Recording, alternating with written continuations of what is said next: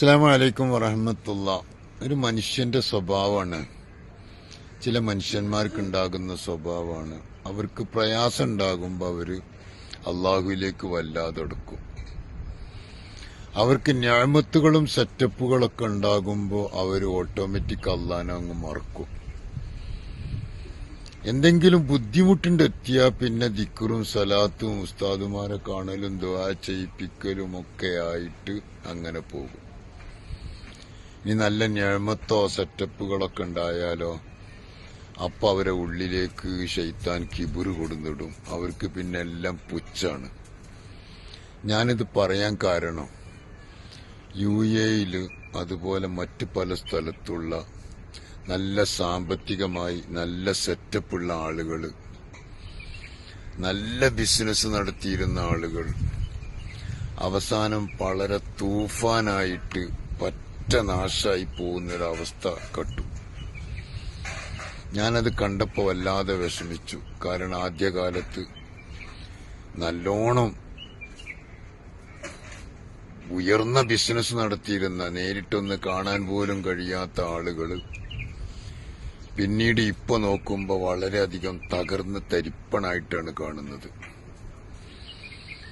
അതിന്റെ ചില വശങ്ങൾ ചിന്തിച്ചു നോക്കിയാൽ മനസ്സിലാകുന്നത്, സാമ്പത്തികമായി നല്ല ഉയർച്ചയും നല്ല സെറ്റപ്പും ഒക്കെ ഉണ്ടാകുമ്പോൾ അവരുടെ സ്വഭാവം ചേഞ്ച് ചെയ്യാണ്. അവർക്ക് ഈ താഴെയുള്ളവരെ കാണുന്നതൊന്നും ഇഷ്ടമുണ്ടാവണില്ല. അവരിലേക്ക് ആരെങ്കിലും ചെന്ന് വല്ല സഹായം അഭ്യർത്ഥിച്ചാൽ അവരെ അവഗണിക്കുന്നു, അല്ലെങ്കിൽ ഒരു പുച്ഛ മനോഭാവത്തോടെ കാണാം.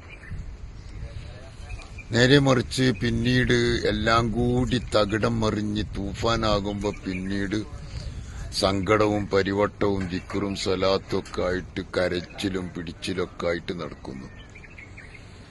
കേസിൽ കുടുങ്ങിയിട്ട് വലിയ പ്രയാസം സഹിച്ചിട്ട് പോകുന്ന ആളുകൾ, ജയിലിൽ കിടക്കുന്ന ആളുകൾ, ചെക്ക് കേസിൽപ്പെട്ട ആളുകൾ, വലിയ വലിയ സംഖ്യകൾ കൊടുക്കാൻ കഴിയാതെ നാട്ടിൽ പോകാൻ പോലും കഴിയാതെ വിഷമിക്കുന്ന ആളുകൾ, ആരെയും കാണാതെ ഒളിഞ്ഞു മറഞ്ഞ് ജീവിക്കുന്നവർ.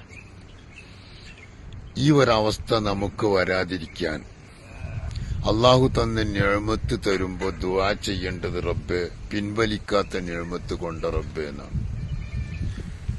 അതിന്റെ ഇടയിൽ ഈ പാവങ്ങളൊക്കെ അവഗണിച്ചു പോകുമ്പോ, സാധുക്കളായ പ്രവാസികളൊക്കെ കാണുമ്പോൾ, കുറഞ്ഞ ശമ്പളത്തിന് ജോലി ചെയ്യുന്നവരെ കാണുമ്പോൾ, അതല്ലെങ്കിൽ അവരെ കടയിൽ തന്നെ ജോലി ചെയ്യുന്ന അവരുടെ എംപ്ലോയീസിനെ ഒക്കെ അവഗണിക്കുമ്പോൾ, ഇതെല്ലാം അള്ളാഹു കാണുന്നുണ്ടെന്നുള്ള ചിന്ത നമ്മുടെ മനസ്സിലുണ്ടാവണം.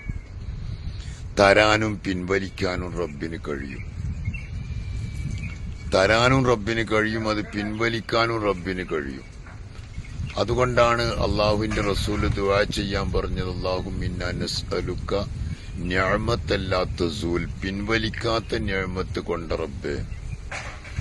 തന്നിട്ടങ്ങ് പിൻവലിക്കുമ്പോണ്ടല്ലോ അതൊരു വല്ലാത്ത വേദന തന്നെയാണ്. തരാതിരുന്ന പ്രശ്നമില്ല, തന്നിട്ട് പിൻവലിക്കുക അതൊരു വലിയ വേദനയുള്ള കാര്യമാണ്.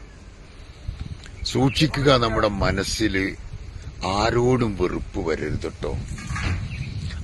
എത്ര നമ്മൾ ഉയർന്നാലും നമുക്കൊന്നും തോന്നരുത്. കാരണം ആരൊക്കെ പാവങ്ങളുണ്ടാകും. നിങ്ങളടുത്തേക്ക് വരുമ്പോ നല്ല വാക്കെങ്കിലും പറഞ്ഞ് അവരെ വിടണം, അവരെ പരിഗണിക്കണം. കാരണം അള്ളാഹുവിന്റെ അടിമകളാണ് എല്ലാവരും. ഒരു പക്ഷെ അവരെക്കാളധികം നല്ലവർ, നിങ്ങളെക്കാളധികം നല്ലവർ അവരായിരിക്കും.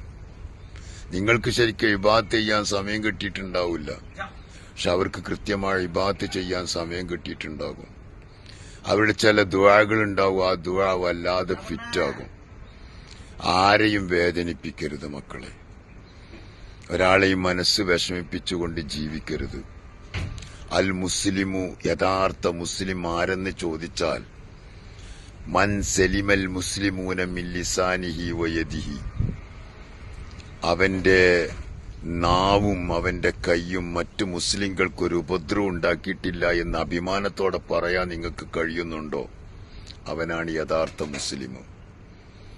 എന്റെ നാവ് കൊണ്ട്, എന്റെ കൈകൊണ്ട് ഞാൻ ആരെയും ദ്രോഹിച്ചിട്ടില്ല എന്ന് അഭിമാനത്തോടെ പറയാൻ നിങ്ങൾക്ക് കഴിയുമെങ്കിൽ അവൻ ഒരു യഥാർത്ഥ മുസ്ലിമാണ്.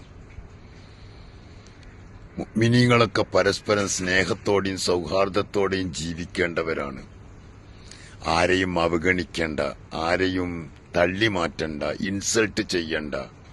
നിനക്ക് അള്ളാഹു തന്ന നിഅമത്തിന് നീ നല്ലോണം അള്ളാഹുവിന് നന്ദി പറഞ്ഞ് ഗ്രാറ്റിറ്റ്യൂഡുള്ളൊരു അടിമയായി മാറാൻ നോക്ക്. അത് നിലനിർത്താനുള്ള വഴികൾ നോക്ക്. എനിക്ക് കുറെ കഴിവുണ്ട് എന്ന് വിചാരിച്ചിട്ട് വലുതൊന്നും ആരും ആവണ്ട. കാരണം ദയാനിധിയായ റബ്ബെല്ലാം കാണുന്നുണ്ട്. പാവങ്ങളെ ഉയർത്താനും പണക്കാരെ താഴ്ത്താനും ഒക്കെ റബ്ബിന് കഴിയും. പണക്കാരനും പണിക്കാരനും നമ്മുടെ നാട്ടിന് ആവശ്യമാണ്. ആരെയും അവഗണിക്കാതെ നല്ല മനസ്സോടുകൂടെ മുന്നോട്ട് പോകാൻ നല്ലൊരു മനസ്സ് അള്ളാഹു നമുക്കൊക്കെ നൽകുമാറാകട്ടെ. കിബിറില്ലാത്ത, കുരുറ്റില്ലാത്ത, ഹസദില്ലാത്ത, റിയാ ഇല്ലാത്ത, വെറുപ്പില്ലാത്ത നല്ലൊരു മനസ്സ് കിട്ടിയാൽ അതാണ് ഗോൾഡൻ ഹാർട്ട്, അതാണ് ഗോൾഡൻ ചാൻസ്, അതാണ് ഒരു യഥാർത്ഥ മനുഷ്യന്റെ ലക്ഷണം. അള്ളാഹു അക്കൂട്ടത്തിൽ നമ്മളെ പെടുത്തട്ടെ.